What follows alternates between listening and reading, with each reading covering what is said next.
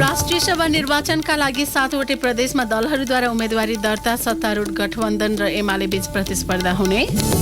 महाधिवेशनपछि माओवादी केन्द्रलाई पार्टीभित्रको व्यक्तिवादी चिन्तन र सांस्कृतिक विचलन अन्त्य गर्ने मुख्य चुनौती, पदाधिकारी चयनको सकस कायमै। कारागारमा बसेर कैदीले काठमाडौँ उपत्यका सहितका जिल्लामा लागू औषध कारोबारको सञ्जाल चलाउने गरेको खुलासा, कारागार प्रशासन र कर्मचारीको भूमिकामाथि प्रश्न खडा। ओमिक्रोनका लक्षणहरू निकै सामान्य भएको थप प्रमाण प्राप्त भएको विश्व स्वास्थ्य संगठनको दावी। र कारबाहीमा परेका खेलाडी र क्यानबिचको विवाद समाधान भएपछि राष्ट्रिय क्रिकेट टोलीको बन्द प्रशिक्षण सुरु। निवर्तमान कप्तान ज्ञानेन्द्र मल्ल भन्छन्, अब विश्वकपको तयारी लगायतमा केन्द्रित हुन्छौं। नमस्कार, कान्तिपुर डायरीका साथमा पूजनी र इन्द्रलक्ष्मी। समाचार अब विस्तारमा। राष्ट्रिय सभा निर्वाचनका लागि प्रमुख राजनीतिक दलहरूले सबै प्रदेशमा उम्मेदवारी दर्ता गराएका छन्। माघ 12 गते हुने मतदानका लागि सत्तारूढ गठबन्धन आबद्ध दल र प्रमुख प्रतिपक्षी एमाले बीच प्रतिस्पर्धा हुने देखिएको छ। पदाधिकारी सकिन लागेका 19 सदस्य मध्ये प्रदेश 1 बाट 3, प्रदेश 2 र बागमतीबाट 2 तथा गण्डकी, लुम्बिनी, कर्णाली र सुदूरपश्चिम प्रदेशबाट 3 जना निर्वाचित हुनेछन्। राष्ट्रिय सभा निर्वाचनका लागि प्रदेशसभा सदस्य र स्थानीय तहका प्रमुख र उपप्रमुखले मतदान गर्नेछन्। मनोनयनका लागि आज निर्धारित समयभित्र प्रदेश 1 मा जनता समाजवादी पार्टीका हेमराज राई, कांग्रेसका गोपाल बस्नेत र एकीकृत समाजवादीका जयन्ती राईको उम्मेद्वारी परेको छ। एमालेका गुरु बराल, सुमित्रा भण्डारी र सोनाम ग्याल्जेन शेर्पाले मनोनयन दर्ता गराएका छन्। प्रदेश 2 मा राष्ट्रिय सभा सदस्यका लागि 6 जनाले उम्मेद्वारी दर्ता गराएका छन्। रिक्त हुन लागेको 2 पदका लागि सत्तारूढ गठबन्धनबाट माओवादी केन्द्रकी उर्मिला अर्याल र जनता समाजवादी पार्टीका मोहम्मद खालिद सिद्दिकीले उम्मेद्वारी दर्ता गराएका छन्। लोकतान्त्रिक समाजवादी पार्टीबाट रूपा यादव र श्यामसुन्दर सरदारले उम्मेद्वारी दर्ता गराएका छन्। नेकपा एमालेबाट बिना शाह र उस्मान अन्सारीले उम्मेद्वारी दर्ता गराएको हाम्रा सहकर्मीले जनाएका छन्। यता बागमती प्रदेशमा कांग्रेसका कृष्ण प्रसाद पौडेल र एकीकृत समाजवादीकी गोमातिम सिन्हाले उम्मेदवारी दर्ता गराएका छन्। त्यस्तै एमालेबाट गोपाल साक्य र निरु दर्लामेले उम्मेदवारी दिएका छन्। गण्डकीमा कांग्रेसकी कमला पन्त, माओवादी केन्द्रका सुरेश आले र भुवन सुनारले उम्मेदवारी दिएका छन्। एमालेका पुण्य प्रसाद पौडेल, लीला पोखरेल थनेत र अर्जुन कुमार सुनामले उम्मेदवारी दिएका छन्। लुम्बिनी प्रदेशमा नेपाली कांग्रेसका युवराज शर्मा, एकीकृत समाजवादी पार्टीका राज्य लक्ष्मी गैरे र राष्ट्रिय जनमोर्चाका तुलबहादुर विश्वकर्माले मनोनयन दर्ता गरेका छन्। एमालेबाट रामदयाल गुप्ता, भारती खनाल उपाध्याय र कृष्ण सुनारले मनोनयन दर्ता गराएका छन्। कर्णाली प्रदेशमा नेपाली कांग्रेसबाट दुर्गा गुरुङ, माओवादी केन्द्रबाट नरबहादुर विष्ट र एकीकृत समाजवादीबाट उदय बोहराले उम्मेदवारी दिएका छन्। एमालेबाट चुडामणि शर्मा, गंगा महत र पदम माझीको उम्मेदवारी परेको हाम्रा सहकर्मीले जनाएका छन्। यसैबीच राष्ट्रिय सभा निर्वाचनका लागि सुदूरपश्चिम प्रदेशमा कांग्रेसबाट नारायण मिश्र, माओवादी केन्द्रका जगत पार्की, एकीकृत समाजवादीकी मदन कुमारी शाहको उम्मेदवारी परेको छ। एमालेबाट सन्तोष कुमारी शर्मा थापा, नरेश विक र दिल्लीराज भट्टको उम्मेदवारी परेको हाम्रा सहकर्मीले जनाएका छन्। निर्वाचन आयोगका अनुसार भोलि उम्मेदवारीमाथि दाबी विरोध गर्ने समय तोकिएको छ।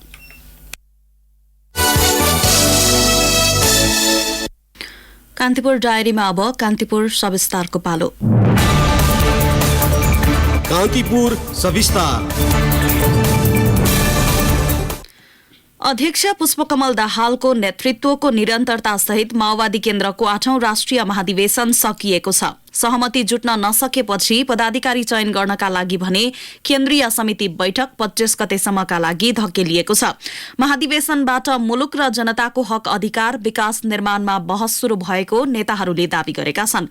पदाधिकारी चयनको सकससँगै पार्टीभित्र पछिल्लो समय मौलाएको व्यक्तिवादी चिन्तन र सांस्कृतिक विचलनलाई अन्त्य गर्ने मुख्य चुनौती देखिएको स्वयं माओवादी नेताहरूको बुझाइ छ।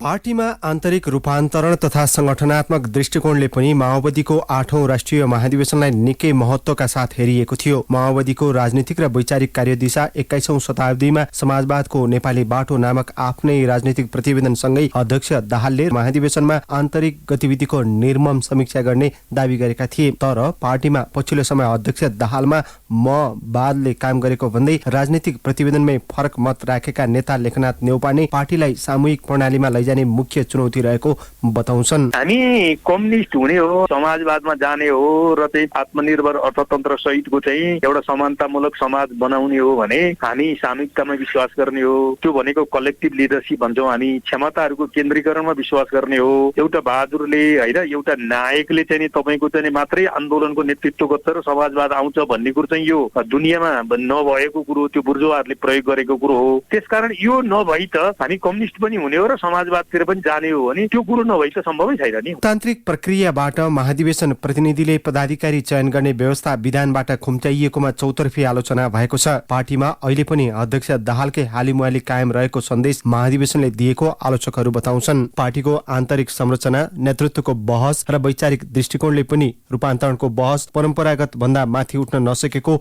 उनीहरूको भनाइ छ। पार्टीमा माथिल्लो संरचना, राजनीतिक नियुक्ति तथा लाभका पदमा माओवादी केन्द्रमा परिवारवाद हावी भएको तथा साधन स्रोतमा उनीहरूकै पहुँचका कारण जनयुद्ध देखिने संघर्ष गरेका नेताहरू पाखा लाग्ने बाध्यात्मक अवस्था सृजना भएको विश्लेषक मुमाराम खनालको तर्क छ। यदि माओवादी साँच्चै सच्चिने हो भने उहाँहरूलाई सच्चिनका लागि संगठनको जुन संरचना बनाउनु भएको छ त्यो मूलत त्यो राज्य दोहनकारी संरचना छ। जबसम्म राज्य दोहनकारी संरचना हुन्छ त्यो संरचनामा अवांछित र अस्वस्थ प्रतिस्पर्धा हुन्छ, किनकि पार्टीमा पाएका पदहरूका आधारमा सरकारमा जाने र सरकारको चाहिँ नेतृत्व गर्ने अथवा सरकारका पदहरूमा गएर राज्य दोहनमा सम्मिलित हुने अवसर पाउँछ। त्यसकारणले त्यो राजनीतिक नियुक्तिहरूमा चाहिँ अवसर पाउँछ। त्यसकारणले माओवादीले सबभन्दा पहिला के गर्नु पर्यो भने उसको संरचनालाई चाहिँ मेरिटोक्रेसीको आधारमा चाहिँ अगाडि लिएर जानु पर्यो। 2062-63 पछि शान्तिपूर्ण राजनीतिक बाटो अँगालेको माओवादीका सीमित नेताहरूमा आएको परिवर्तन र सांस्कृतिक विचलनका कारण पार्टीले गम्भीर क्षति बेहोरेकाले यसको गहन समीक्षा गर्नुपर्ने बेला आएको नेता नेउपानेको भनाइ छ। हामीले प्रयोग गरिराखेका चाहिँ सुविधाका साधनहरू, बसिराखेको घर, उपयोग गरिराखेको शिक्षा अधिकार, स्वास्थ्य अधिकार, यो मान्छेले त्यत्तिकै सहजतापूर्वक छोड्दैन। छोड्ने कुरो पनि हो, त्यो मान्छेको स्वभावले छोड्दैन। त्यसकारण त्यसलाई त आन्दोलनले चाहिँ तपाईँको चाहिँ त्यो वर्गले परिवर्तनको चाहिँ नेतृत्व गर्ने हो। मान्छेहरू बिग्रन्छन्, तबकाहरू बिग्रन्छन्, लिडरसिपहरू पनि बिग्रन्छन्, तर त्यो जुन वर्गका निम्ति समाजवाद चाहिएको हो, जुन वर्गका निम्ति मुक्ति चाहिएको हो, त्यो वर्गले नै यसको उपचार खोज्नुपर्छ र अनि बल्ल यो ठिक ठाउँमा आउँछ भन्ने मेरो बुझाइ हो। 8औं महाधिवेशनका क्रममा नेताहरूको आम्दानीको स्रोत र सम्पत्तिको छानबिनको विषय पनि उठेको थियो। पार्टीले उठाउँदै आएका मुद्दा र जनमत कमजोर हुनुमा फोहोरी संसदीय अभ्यास, पार्टीका सीमित नेताहरूको अपारदर्शी जीवन मुख्य कारण रहेको महाधिवेशनका प्रतिनिधिहरूको गुनासो थियो। यद्यपि नेता लीलामणि पोखरेल भने नेतृत्वबाटै रूपान्तरण अभियान सुरु गर्नुपर्ने बताउँछन्। नेता कार्यकर्ताले सांस्कृतिक रूपान्तरण, आफ्नो आचरणमा रूपान्तरण, जनताप्रतिको प्रतिबद्धतामा समर्पण गर्ने कुराहरूलाई गरेनन् भने हामीले सोचे अनुसारको समाजवादी कार्यदिशा पुर्याउन सक्दैन। त्यसकारणले रूपान्तरणै सबैभन्दा ठुलो चुनौती हो। रूपान्तरणको प्रक्रिया सुरु चाहिँ कसरी हुन्छ? हामी आफूले आफूलाई श्रमतिर जोड्ने हो, जनतासँग एकाकार गर्ने हो। नेतृत्व, पद, पैसा र प्रतिष्ठा मुखी बन्ने जुन प्रवृत्ति बढेर गएको छ, हामीले जनताप्रति फर्किने, माथि होइन तल फर्किने प्रणालीको विकास गर्नु र कार्य विभाजन र अनुगमन प्रणालीलाई व्यवस्थित गर्यो भने त्यहाँनिर रूपान्तरणको सम्भावना छ। संगठनात्मक हिसाबले इतिहासकै कमजोर जगमा माओवादी केन्द्रले 8औं महाधिवेशन सकाएको छ। लोकतन्त्रको व्यावहारिक कार्यान्वयन गर्न चुकेको माओवादी केन्द्रले महाधिवेशनबाट पार्टीको सबैभन्दा माथिल्लो संगठनलाई मूर्त रूप दिन पनि असफल भयो। पार्टीले लिने वैचारिक धार समेत माओवादीले चिर्न सकेन। 8औं महाधिवेशनपछि माओवादी पार्टीमा रूपान्तरण हुने र वैचारिक विमर्शसँगै आन्तरिक लोकतन्त्रलाई मजबुत तुल्याएर पार्टीको गिर्दो साखमा प्राण भर्ने धेरैको आशा विपरीत माओवादी केन्द्रले आफ्नो ज्याम्बोरी सकेर रूपान्तरणका लागि नहतारिएको सन्देश दिन खोजेको छ। रेडियो कान्तिपुरका लागि अनिल परियार। कान्तिपुर सविस्तार। यसैबीच माओवादी केन्द्रको 8औं राष्ट्रिय महाधिवेशनले समसामयिक विभिन्न 45 विधेयक प्रस्ताव पारित गरेको छ। पारित प्रस्तावमा कोरोनाको नयाँ भेरिएन्ट ओमिक्रोन विरुद्ध प्रभावकारी कदम चाल्न सरकारलाई आग्रह गरिएको छ। त्यस्तै यथास्थितिमा एमसीसी सम्झौता अनुमोदन गर्न नहुने उल्लेख छ। माओवादी केन्द्रले सशस्त्र आन्दोलनसहित विभिन्न आन्दोलनका क्रममा घाइते एवं अपाङ्ग भएकाहरूको उचित स्वास्थ्य उपचारको व्यवस्था गर्न पनि आग्रह गरेको छ। त्यसै गरी सत्य निरूपण तथा मेलमिलाप आयोग बेपत्ता छानबिन आयोगको कामलाई प्रभावकारी रूपमा अघि बढाउन माओवादी केन्द्रले अपील गरेको छ। प्रस्तावमा देशमै रोजगारी सृजना, उत्पादन वृद्धि, संघीयता कार्यान्वयनका लागि आवश्यक ऐन कानून निर्माणमा तीव्रता दिनुपर्ने लगायतका विषय पनि माओवादीले समेटेको छ। कान्तिपुर डायरीमा अब ब्रेकको पालो। ब्रेकपछि कान्तिपुर डायरीमा अब बाँकी प्रसंग। कारागारमा बसेर कैदीले काठमाडौँ उपत्यका लगायतका जिल्लामा नियन्त्रित लागु औषध कारोबारको सञ्जाल चलाउने गरेको रहस्य सार्वजनिक भएको छ। सिन्धुली कारागारबाट लागु औषध बिक्री वितरण गर्ने मुख्य नाइके भनिएका भारतीय नागरिक गुड्डु गुप्ताको सञ्जाललाई प्रहरीको लागु औषध नियन्त्रण ब्युरो एनसीबीले तोडेको छ।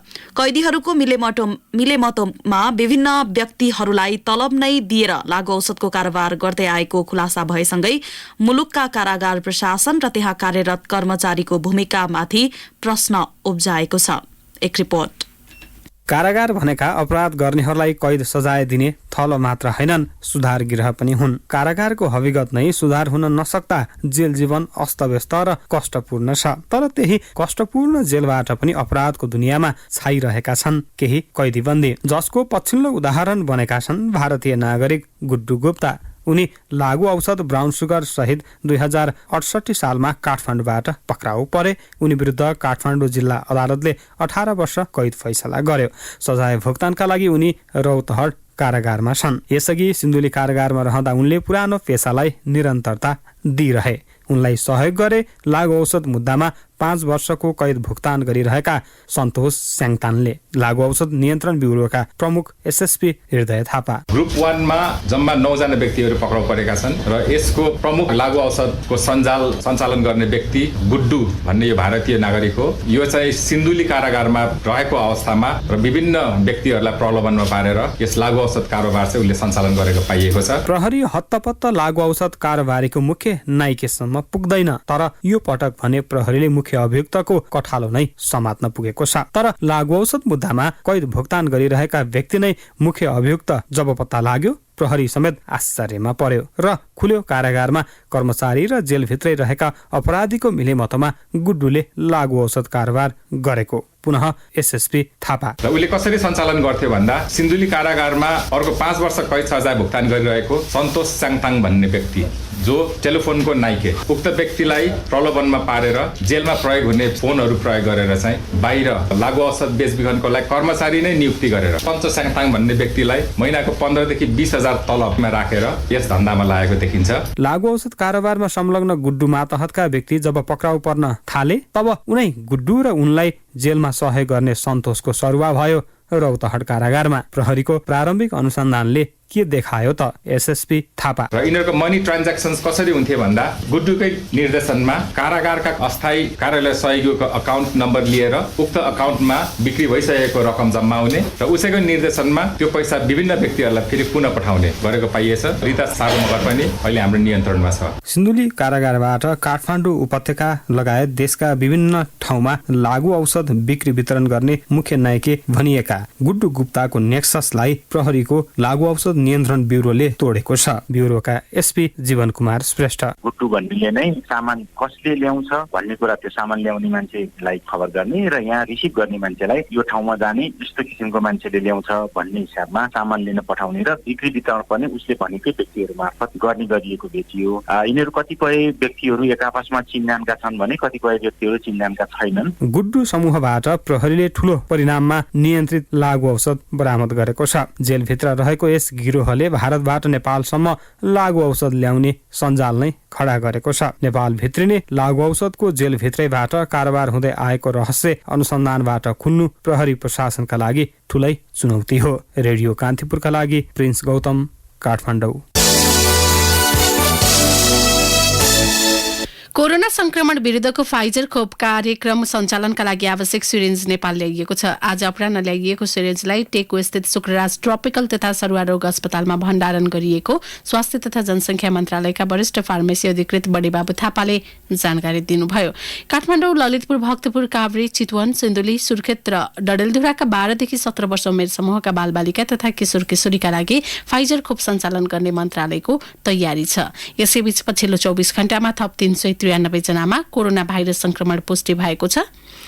सोही अवधिमा 263 जना संक्रमण मुक्त भएका छन्। थप 3 जनाको मृत्यु भएको मन्त्रालयले जनाएको छ।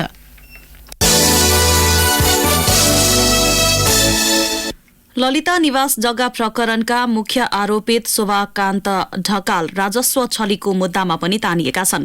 राजस्व चुहावट गरेको आरोपमा राजस्व अनुसन्धान विभागले शोभाकान्त सहित उनका श्रीमती उमाकुमारी र पारिवारिक सदस्य सरोज सहित आनसान इन्टरनेशनल प्रालिका शान्तु श्रेष्ठ र लेखा परीक्षण गर्ने संस्था राजेश्वर एण्ड कम्पनीका प्रोपाइटर राजेश्वर श्रेष्ठ विरुद्ध उच्च अदालत पाटनमा मुद्दा दायर गरेको हो।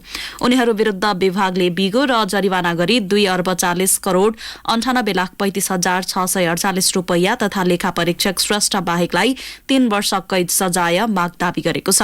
शोभाकान्त ललिता निवास जग्गा हिनामिना प्रकरणका मुख्य योजनाकार हुन्। उनी विरुद्ध अख्तियार दुरूपयोग अनुसन्धान आयोगले 2076 साल माघ 22 मा विशेष अदालतमा दायर गरेको मुद्दा विचाराधीन छ।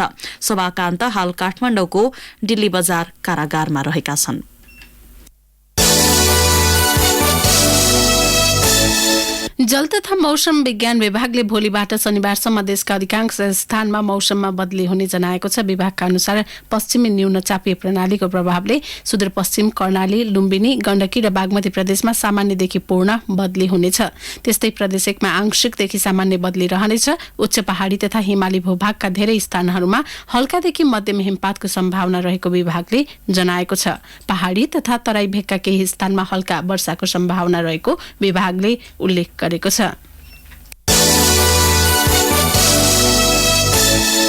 राष्ट्रिय प्रजातन्त्र पार्टी राप्रपाका अध्यक्ष राजेन्द्र लिङदेनले केन्द्रीय कार्य समितिमा 31 जना सदस्य मनोनित गर्नुभएको छ।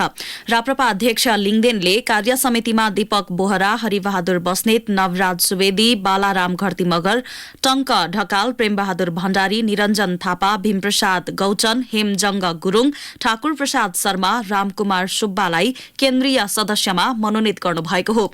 त्यस्तै मनोनित सदस्यमा मुकुन्द श्याम गिरी, दिनेश श्रेष्ठ, गीता भक्त जोशी, भक्ति प्रसाद सिटौला, मोहन श्रेष्ठ, झनक प्याकुरेल, श्याम बहादुर शाही, एजी शेर्पा, पुष्पराज पुरुष, रामानन्द नेउपान्य, सरोज शर्मा छन्। त्यसैगरी रामप्रताप शाह, रविन चामलिङ, उदयराज पोखरेल, सरस्वती केसी अधिकारी, दिनेश कार्की, वीरेन्द्र बम, केशव चन्द्र समाल, अम्बर बहादुर बिष्ट र नवीन शाही राप्रपाको केन्द्रीय सदस्य भएका छन्।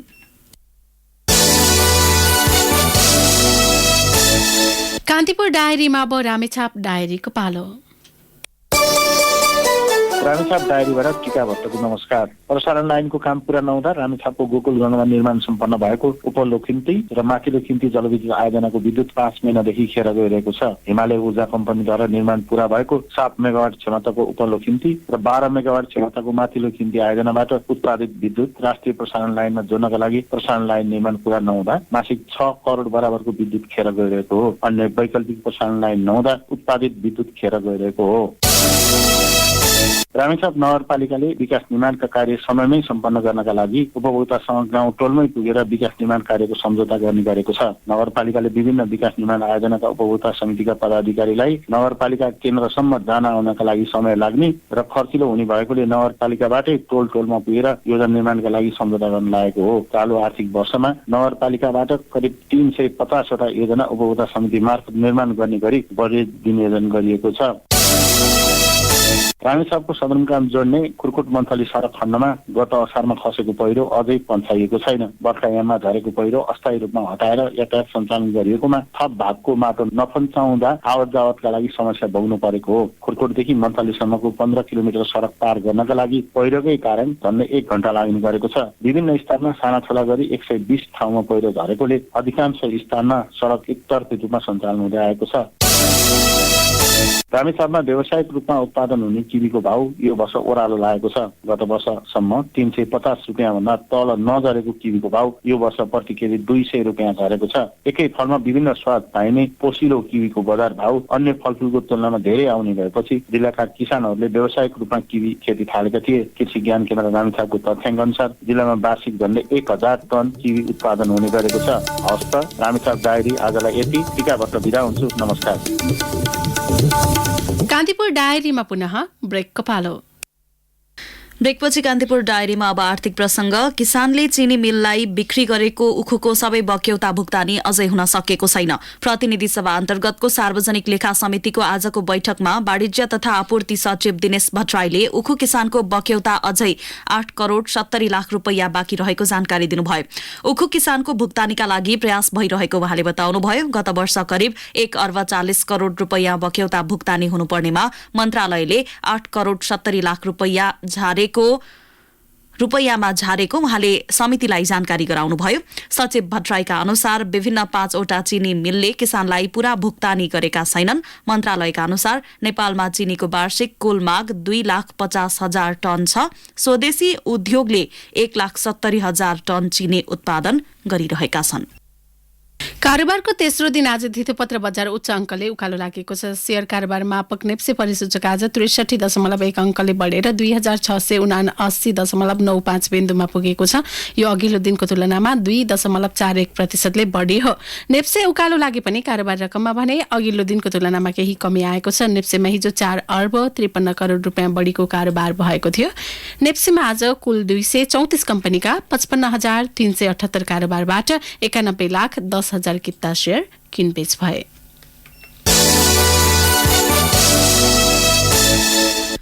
अब अन्तर्राष्ट्रिय प्रसंग। विश्व स्वास्थ्य संगठन WHO कोरोनाको नयाँ भेरिएन्ट ओमिक्रोनका लक्षणहरू निकै सामान्य भएको बारे थप प्रमाण प्राप्त भएको बताएको छ। विश्व स्वास्थ्य संगठनका आकस्मिक प्रबन्धक अब्दी महमुदले एक पत्रकार सम्मेलनमा ओमिक्रोनको लक्षण सामान्य भए पनि यसले घाँटी र श्वास प्रश्वास मार्गमा बढ़ी असर गरेको पाइएको बताउनुभयो। यद्यपि ओमिक्रोनको उच्च संक्रामक किसिमको भएकाले यसको संक्रमण गति भने तीव्र रहेको उहाँले बताउनुभयो। WHO का अनुसार अस्पतालमा भर्ना भएका अधिकांश संक्रमितमा देखा परेका लक्षणहरू सामान्य खालका छन्। उनीहरूमा पहिलेको तुलनामा कुनै गम्भीर समस्या देखा परेका छैनन्। ओमिक्रोनका लक्षणहरू अन्य भेरिएन्टको तुलनामा निकै सामान्य पाइएका हुन्। यसैबीच चीन र फिलिपिन्स लगायत देशहरूले ओमिक्रोनको संक्रमण न्यूनीकरणका लागि भन्दै विभिन्न प्रतिबन्धहरू जारी गरेका छन्। अब खेल समाचार। नेपाल क्रिकेट संघ क्यान र कारबाहीमा परेका खेलाडी बीच सहमति भएपछि राष्ट्रिय क्रिकेट टोलीको प्रशिक्षण शुरू भएको छ। बन्द प्रशिक्षणमा नवनियुक्त कप्तान सन्दीप लामिछाने र सागर ढकाल बाहेक 28 खेलाडी सहभागी भएका छन्। सन्दीप बिग बासको सिलसिलामा अस्ट्रेलियामा छन् भने सागर अस्वस्थ भएपछि आराम गरिरहेका छन्। क्यानले सेन्ट्रल कन्ट्र्याक्टमा गरेको वर्गीकरणको विषयमा सञ्चार माध्यममा बोलेको भन्दै ज्ञानेन्द्र मल्ललाई कप्तानबाट र दिपेन्द्र सिंह ऐरीलाई उपकप्तानबाट हटाउनुका साथै सोमपाल कामे र कमल सिंह ऐरीलाई 6 महिना सेन्ट्रल कन्ट्र्याक्टमा नराख्ने निर्णय गरिएको थियो। त्यसपछि क्रिकेट संघ र खेलाडी बीचको विवादले उग्र रूप लिएको थियो। यसैबीच निवर्तमान कप्तान ज्ञानेन्द्र मल्लले आफू सधैँ कप्तान बन्नुपर्छ भन्ने पक्षमा नभएको बताएका छन्। केही साता अघि कप्तानबाट हटाइएका उनले त्रिवी क्रिकेट मैदानमा आज सञ्चारकर्मीसँग कुरा गर्दै आफूलाई कप्तानबाट हटाउँदा भने दुःख लागेको बताए। फर्स्ट अफ अल त अब अलिकति दुःख लाग्यो होइन, जुन यत्रो वर्ष क्रिकेटलाई दियो र बिना कारण अब यो इस्युको मुद्दा लिएर र विभिन्न कुराहरू अब निकालेर जसरी गर्नुभयो त्यसले चाहिँ अलिक गाह्रो भएको थियो होइन। पर्सनल्ली होइन, कहिले पनि बोर्डको अगेन्स्टमा जाने अथवा बोर्डलाई निचा गराउने यस्तो कहिले पनि गरेको होइन। त्यो गर्ने भइदिए हामी अब अरू पनि बाटो अप्नाउँथ्यौँ होला, जान्थ्यौँ होला, खेल्दैनथ्यौँ होला है। तर यत्रो वर्षदेखि केही नहुँदा पनि खेलिरहेको छौँ भनेदेखि अब अहिले एउटा रेस्पेक्टेबल छ होइन। त्यो हुँदाखेरि चाहिँ अझ एड्रेस हुनु पऱ्यो भन्ने कुराले गर्दाखेरि अरू आरोपहरू लाएर गर्दाखेरि दुःख लाग्यो होइन। एउटा आत्मसम्मानको कुराले गर्दाखेरि चाहिँ अलिक मलाई भनौँ न अलिक अप्ठ्यारो परेको थियो होइन। अब लाइफमा भने जे पनि मुभ हुनुपर्छ, म सधैँभरिलाई क्याप्टन हुन आएको पनि होइन होइन, र हुनुपर्छ भन्ने पनि होइन होइन। म पहिला पनि खेलिरहेको थिएँ भनेदेखि अहिले पनि खेल्छु होइन। त्यो देशको लागि खेल्छु, मेरो लागि खेल्छु, परिवारको लागि खेल्छु होइन। सो त्यो नै मेन एम। विवादका कारण मल्लसहित 12 खेलाडीले बन्द प्रशिक्षणको लागि रिपोर्टिङ नै गरेका थिएनन्। बन्द प्रशिक्षणमा फर्किएपछि मल्लले आगामी दिनमा राष्ट्रिय प्रतियोगिता खेल्ने खेलाडीहरूको सेवा सुविधा बढाउन क्यानलाई आग्रह समेत गरिएको बताए। अब उहाँहरूले अझ पनि भनिरहनु भएको छ कि अब हामी तपाईँहरूको सेवा सुविधा 22देखि बढाउँछौँ भन्नु भइरहेको छ। हामी दीर्घकालीन सोचिरहेको छौँ, जति पनि बढाउनुहुन्छ हामीलाई भन्दा पनि नेसनल खेल्ने प्लेयर्सहरूको लागि चाहिँ सेवा सुविधामा बरु थप्दा हुन्छ। यसले चाहिँ आई डोन्ट थिङ्क कि प्लेयर्सहरू अनसेटिस्फाई त भइरहेको र अरू कुराहरू चाहिँ जुन एउटा स्ट्यान्डर्ड हुनु पर्यो। के भन्नुभएको छ भने अब मेन त कारबाही फिर्ता भनेर जुन 4 जना खेलाडीलाई 6 महिना वर्गीकरणको कुराहरू गर्नुभएको छ र त्यसपछि चाहिँ जुन छुटेको हामीले मेन स्पेसली हामीले उठाएको कुरा चाहिँ 3 जना खेलाडीहरू छुट्यो होइन ओमान सिरिजबाट भन्ने उहाँहरूले चाहिँ जस इन्सेन्टिभ्सहरू दिने प्रोमिस गर्नुभएको छ होइन र बोर्डबाट पास गर्नु भन्नुभएको छ र उहाँहरूले इभन अध्यक्ष र कोचले पनि त्यो प्रोमिस चाहिँ गर्नुभएको छ होइन। नेपाली क्रिकेटको भविष्यसँगै आफूहरूको भविष्य पनि जोडिएकाले कसैसँग मनमुटाव नराखी विश्वकपको तयारी लगायतमा जुट्ने मल्लको भनाइ थियो। हवस् त यिनै प्रसङ्गसँगै कान्तिपुर डायरीको यो बुलेटिन यही सकिन्छ। पूजनी र इन्द्रलक्ष्मी बिदा हुन्छौँ। नमस्कार।